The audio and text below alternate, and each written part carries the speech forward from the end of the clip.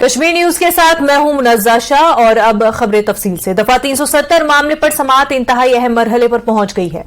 Chief justice of India की सरबराही में 5 जजों की आईनी बेंच इस मामले की समाअत कर रही है।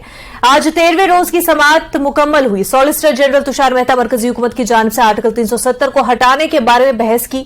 जम्मू कश्मीर में इंतखाबात के मामले पर मरकजी हुकूमत की जानिब से एसजी ने कहा कि हुकूमत किसी भी वक्त जम्मू कश्मीर में इंतखाबात करवा सकती है। मरकजी हुकूमत ने कहा कि वोटर लिस्ट भी तकरीबन तैयार है। इंतखाबात कब होंगे इस बात का फैसला रियासती इलेक्शन कमीशन और मरकजी इलेक्शन कमीशन करेंगे। मरकजी हुकूमत ने कहा कि पहली बार जम्मू कश्मीर में 3 सतही पंचायती राज निजाम नाफिज किया गया है। पहला इंतखाब पंचायत के लिए होगा।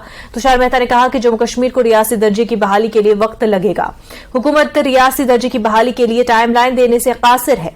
यूटी का दर्जा आर्जी है। उन्होंने कहा कि लेह हिल डेवलपमेंट काउंसिल के इंतखाबात खत्म हो रहे हैं। करगिल के लिए सितंबर में इलेक्शन होंगे। उन्होंने कहा कि तीरंदाजी में 90% कमी हुई और पथराव में 97% कमी हुई। सिक्योरिटी एहलकारों की हलाकत में 65% कमी हुई है।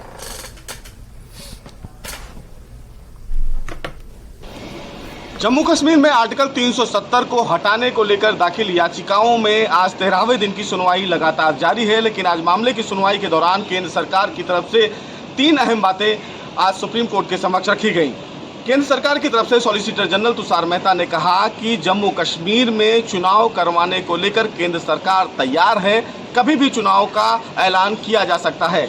हालांकि जम्मू कश्मीर में त्रिस्तरीय चुनाव कराने की प्रक्रिया को लेकर तमाम जो तैयारियां हैं वो पूरी कर ली गई हैं।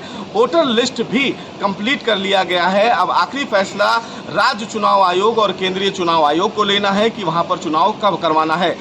आज मामले की सुनवाई के दौरान केंद्र सरकार की तरफ से यह भी दलील दी गई कि जम्मू कश्मीर में आर्टिकल 370 को हटाने के बाद किस तरह विकास की जो रफ्तार है वो आगे बढ़ी है। स्टोन पेल्टिंग की जो घटनाएं थी उनमें बहुत ज़्यादा कमी आ गई है। कमी की अगर बात करें तो स्टोन पेल्टिंग की घटना शून्य हो गई है। साथ ही साथ वहाँ पर स्कूल, कॉलेजेस, अस्पताल सब खुलने लगे हैं। ये तमाम वो प्रक्रियाएँ हैं जिन प्रक्रियाओं के तहत जो एजेंसियाँ हैं वो चुनाव कराने की प्रक्रिया को लेकर आगे बढ़ेंगी। केंद्र सरकार की तरफ से यह भी कहा गया है कि जम्मू कश्मीर में रहने वाले तमाम लोगों को फिलहाल मुख्य धारा में जोड़ने के लिए तमाम अभियान चलाए जा रहे हैं। प्रधानमंत्री विकास योजना की अगर बात करें तो 52 परियोजनाएं फिलहाल जम्मू कश्मीर में लॉन्च की गई थी, जिसमें से 32 परियोजनाएं पूरी हो चुकी हैं। केंद्र सरकार की तरफ से सुप्रीम कोर्ट में दलील देते हुए ये कहा गया है कि जम्मू कश्मीर में आर्टिकल 370 को हटाने के बाद विकास की रफ्तार बहुत ज़्यादा तेज हुई है, जिसमें न केवल युवाओं को उनके अधिकारों की जानकारी दी गई है बल्कि अलगाववादी संगठनों पर भी लगाम लगाने के पूरे कठोर कदम उठाए गए हैं।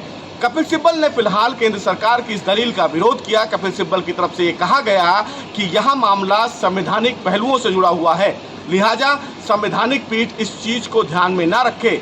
जिस पर डीवाई चंद्रचूड़ की तरफ से कहा गया कि कश्मीर के रोड मैप को जानना बेहद आवश्यक है, लिहाजा उनको ये जानना था कि जम्मू कश्मीर की विकास को लेकर, एक मजबूत लोकतंत्र को लेकर एक राज्य में केंद्र सरकार के द्वारा क्या कुछ कदम उठाए जा रहे हैं। हालांकि केंद्र सरकार की तरफ से आज सुप्रीम कोर्ट में यह भी कहा गया कि अंशकालिक दौर के लिए फिलहाल केंद्र शासित प्रदेश जम्मू कश्मीर को बनाया गया है, लेकिन उनके पास इसकी जानकारी नहीं है कि जम्मू कश्मीर को भविष्य में पूर्ण राज्य का दर्जा कब तक दिया जाएगा। बहरहाल आज इस पूरे मामले में केंद्र सरकार की तरफ से अटॉर्नी जनरल और सॉलिसिटर जनरल की जो दलीलें हैं वो लगभग पूरी हो चुकी हैं।